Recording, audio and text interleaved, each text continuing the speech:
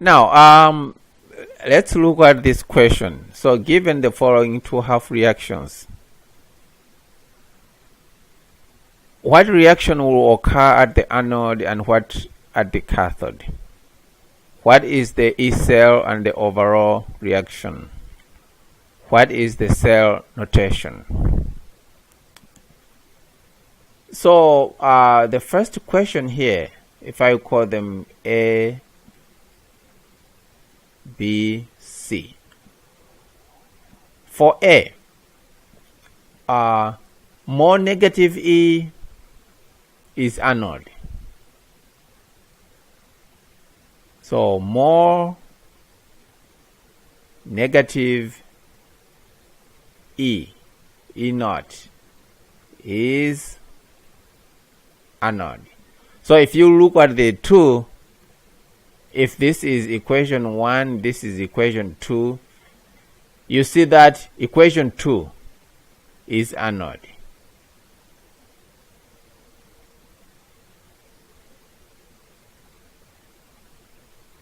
So we are saying this one occurs at anode because it is more negative. Therefore, this one occurs at cathode. Which means more positive E is cathode.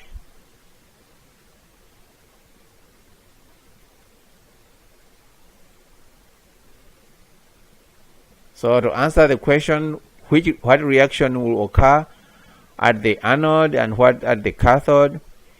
Definitely at the anode we are going to have oxidation. So we know that. So at anode you are going to have oxidation. So which means we are going to have MnS to give us Mn2 plus aqueous plus 2E. While at the cathode we are going to have the reaction as it is because it is reduction. N2 plus aqueous plus 2E to give us NiS. So that takes care of the question, what reaction occurs at the cathode, what reaction occurs at the anode. Now the second question, what is the E cell of this reaction? Now for this one we have established which one is the cathode and which one is the anode. So E cell is equal to E anode minus E cathode minus E anode. So E cell, E naught cell is equal to E naught cathode minus E naught anode. So in this case our cathode is minus 0.23 V minus 1.18 V, which is 0.23 minus 1.18. So 0.23 minus 0.23 minus 1.18. So here it is 0.95 V volts.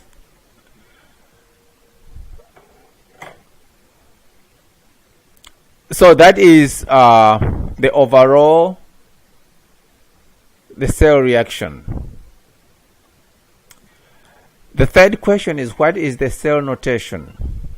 So we know that This is the anode. So we'll start with this one. It becomes MnS because this part undergoes oxidation.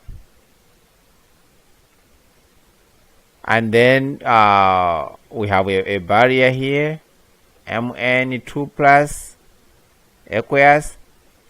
We have a salt bridge. Then we have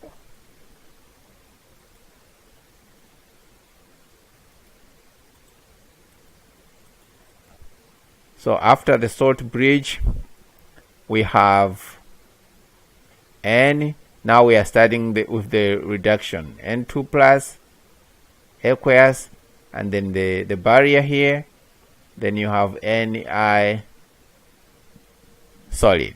So that is the cell notation. Now we will look at the relationship between delta G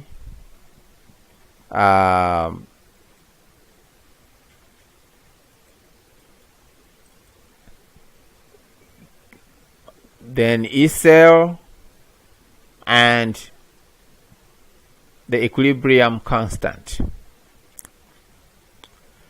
Now, first, really, when we are talking about cells, we are talking about measuring voltage. And by definition, voltage is given by energy divided by charge. That's what voltage is. So, is equal to energy. In this case, we have potential energy divided by charge. So the charge is given in Coulomb. But this voltage is the same as electromotive force, which is E. A single electron has this amount of charges, has this amount of charge, 1.6 times 10 to the power negative 19. But when you get 1 mole of charges times 6.02 times 10 to the power 23, try to do this calculation. 1 mole of charges are going to give you this number, which we call Faraday's constant, F. So when we measure E, the electromotive force, the charges that we use, that is the potential for a charge of 1 mole of charges. So if you are dealing with 1 mole of charges, then the voltage is given by the potential energy minus, or potential energy divided by NF, where N is number of moles. F is the Faraday's constant that we have here. Now, this potential energy is energy that can do maximum work. So energy that does maximum work is called free energy. So we can replace potential energy here by delta G. So voltage is equal to delta G divided by NF, which is equal to E. But now we say delta G is equal to NFE, but this is not complete. If you are talking about work done by the system, if work is done by the system, then AG must be negative. So, which means we add a negative here to have delta G is equal to negative NFE.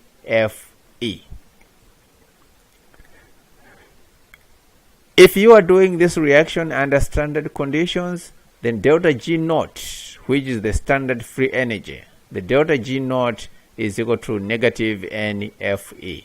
So number of moles, Faraday's constant, electromotive force or voltage. Now, you can equate. We say delta G naught is equal to NFE, but we also know that delta G is equal to negative RT NK, which means you can equate these two. That's what we have done here. If you equate them, you have new equation here, because you divide both sides by minus RT here by minus RT to isolate E. But we know R is 8.314, T is 298 if you are dealing with 25 degrees Celsius, and N is just number of moles. F is 96485. If you make all the divisions that you need to make, this is what you get. But we know natural log K is equal to 2.303 log K. So instead of natural log K, we can replace log K and then 2.303 here times the number that was already here over N. So this is the final equation that we are going to be using. This is known as Nernst equation. So really you can determine the rate constant or the equilibrium constant if you know the electromotive force. You'll be given this equation in your exam, so take note of that. So really this is our equation relating E cell to equilibrium constant. So relating E naught cell to equilibrium constant. So this is what we are saying. If you from delta G to E cell to equilibrium constant. So the relationship between delta G and E cell is given here. The relationship between delta G and equilibrium constant is given here. The relationship between E cell and equilibrium constant is given here. So we need to take note of this relationship. Very important.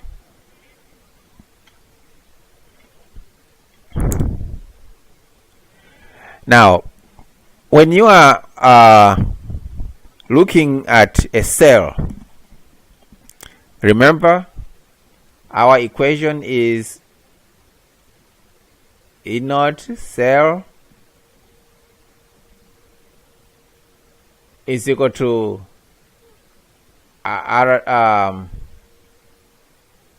RT,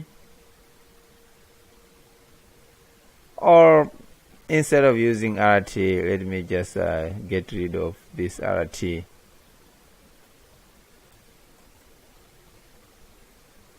And just use a number. Is 0.0591 V over N and then log K. That's what we have. Now, if you are dealing with standard conditions, this is our standard conditions. If you are dealing with standard conditions, this will be your equation. So this is only for standard conditions. But if you are dealing with non-standard conditions, then it's a different equation. This one is a non-standard condition. So standard conditions, you must have 1 molar of each solution. Non-standard conditions, you can have a solution that is less than 1 molar or that is more than 1 molar. So you can see here this is less than 1 molar, this is more than 1 molar. So this equation is only for standard conditions. Standard conditions. Now, when you talk about non-standard conditions, this is the equation.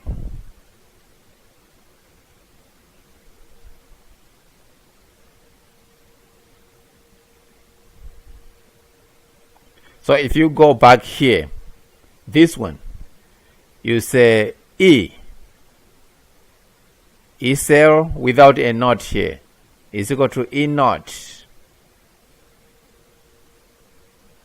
minus 0.0591 V over N, then log K. So this one is for non-standard conditions.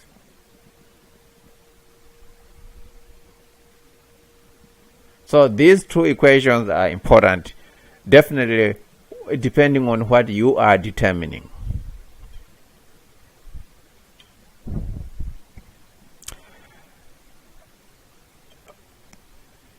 So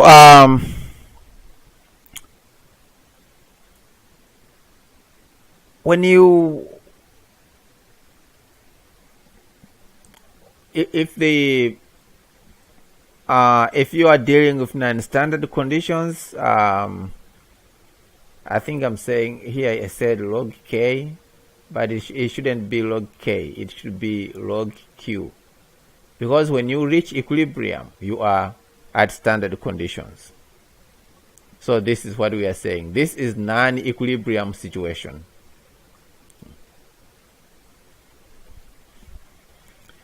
Now once you reach equilibrium where Q is equal to 1,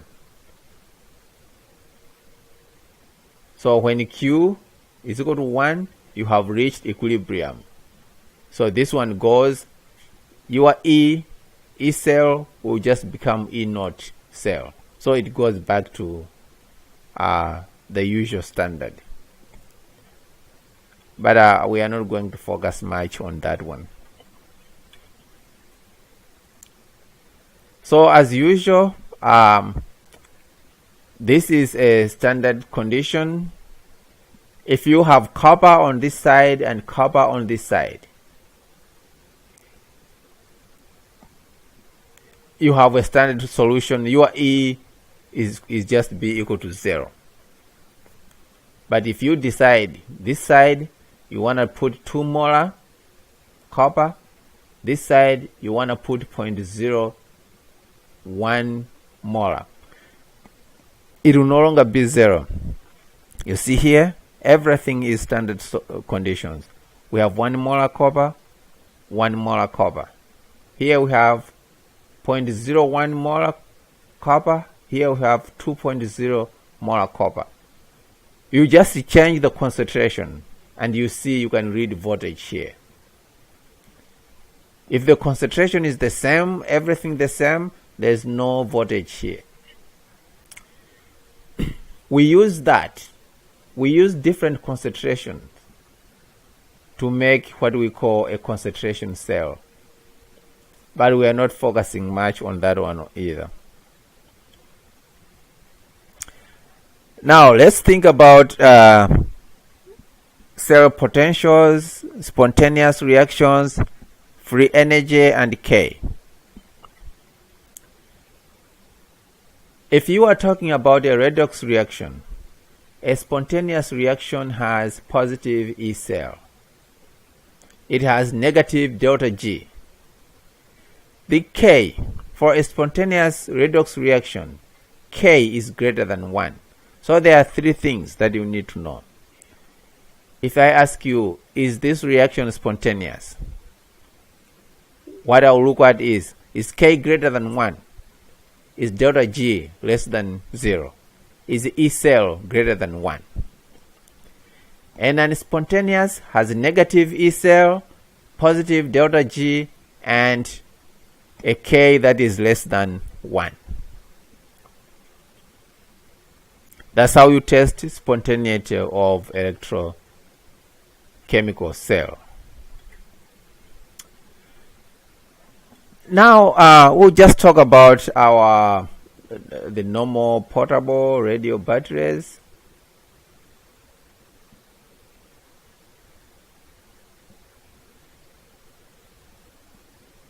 Now these ones are known as dry cells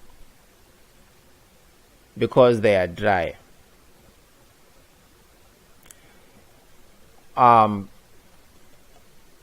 We have cathode, we have anode. In this case, this one is our cathode, the graphite. So a dry cell has a graphite cathode and has a zinc case. The zinc case is an anode. So it undergoes chemical reactions. This part is our electrolyte, which allows movement of ions. So instead of having liquids like copper sulfate or copper nitrate or something like that, we have a paste. So to make it more solid, so that when shaking our battery, we don't hear like water, like liquid inside the battery, because it has a paste. So I mean, when you think about it, the positive terminal here goes with the cathode, the graphite. The negative terminal here, as you can see, goes with the zinc casing. So that is the anode, this is the cathode. If you look at car battery is similar, only that a car battery has liquid inside it. So it uses an electrolyte that is 30% sulfuric acid. Its cathode is this lead 4 oxide. The anode is a lead grid. So the anode is just the solid lead, but in sponge form. So when you talk about a battery itself is a accumulation of cells. There are several cells in a battery, and you can charge the battery. You can reverse these ones and charge the battery. So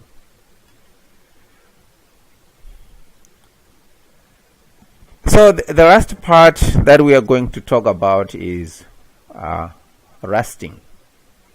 Rusting is an important part that we need to take note of, because definitely I'll have something on my exam on this one, and also look at it on the final.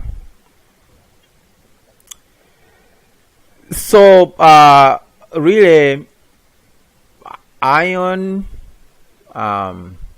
rust, that is, ion undergoes oxidation to form an oxide, right? So ion undergoes oxidation to form an oxide, or iron oxide hydrate.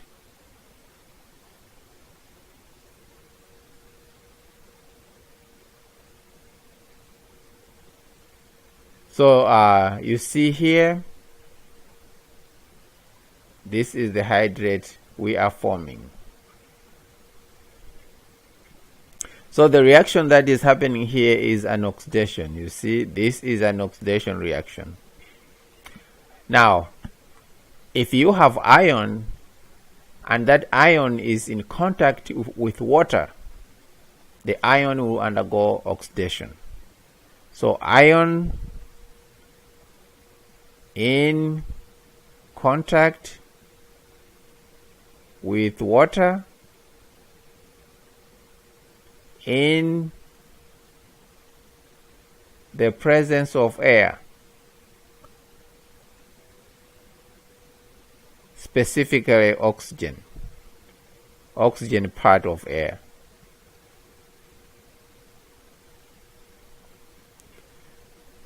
So ion in contact with water in the presence of air will undergo oxidation.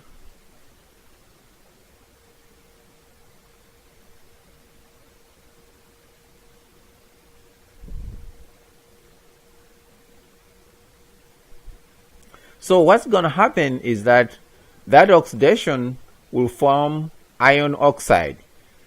The iron oxide is the things that look dark. The darker part you see here from rusting is the iron oxide. So the iron does not just dissolve, it forms this oxide. And then this oxide looks dark. So this is what we see here in terms of rusting. Another way would just the iron dissolve without forming an oxide, but that's not what happens. Then we would not be able to see even the darker color. But because when the iron dissolves, it forms the oxide, and the oxide has this dark color here that we call rust. But actually, we can prevent rusting by doing several things. You can paint. So you can use painting to prevent rust. Then because if you paint, iron will not be in contact with water.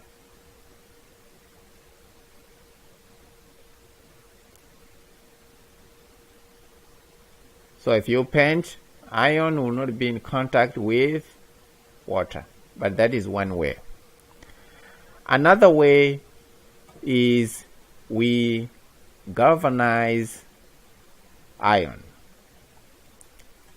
So what do we mean when we say we galvanize iron? Now in this case, we coat the iron with a metal that easily oxidizes. So that metal oxidizes more easily than iron. For example, zinc. So if you coat iron with zinc,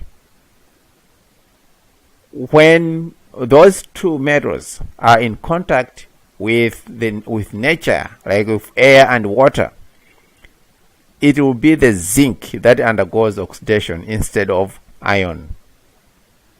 So the iron is protected because it does not need to undergo oxidation. There is already zinc that will undergo oxidation. So when we say galvanizing something, it is like having sacrificial metal. Sacrificial metal that undergoes oxidation instead of iron. That's what happens. Now that's how we are going to prevent. So zinc will be more will oxidize more easily than iron. When the two metals coated together are in contact with the elements of nature, it will be the zinc that is going to be oxidized, and the iron will stay intact for a long time. So let's take note of that. When we say galvanizing, it means we have a sacrificial metal that undergoes oxidation instead of the metal we are protecting. Thank you.